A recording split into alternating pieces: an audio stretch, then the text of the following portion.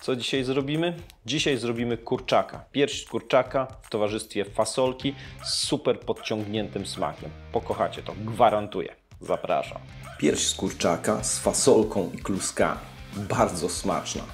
Fasolkę szparagową myjemy, oczyszczamy i wrzucamy do rondelka. Zalewamy wodą, solimy i zagotowujemy. Liście świeżej mięty siekamy. Robimy kluski. Do miski wsypujemy mąkę, wbijamy jajko, dodajemy sól, wodę i mieszamy.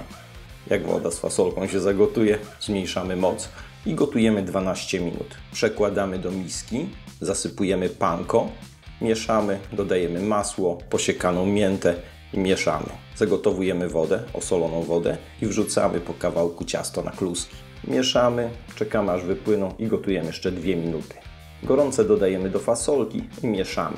Do miski wrzucamy skrobię ziemniaczaną, płatki chili, mieszamy. Zakładamy rękawiczkę, filety z kurczaka kroimy na paski i wrzucamy do miski. Zasypujemy skrobią z chili i dokładnie mieszamy. Imbir obieramy i kroimy. Czosnek obieramy i kroimy. Na patelni rozgrzewamy olej.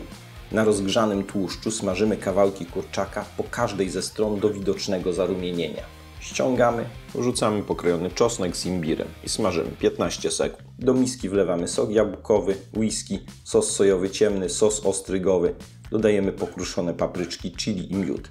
Dokładnie mieszamy i zalewamy czosnek. Gotujemy i redukujemy. Do miski wrzucamy skrobię, wlewamy wodę, mieszamy. Dolewamy na patelnię. Mieszamy i gotujemy aż zgęstnieje.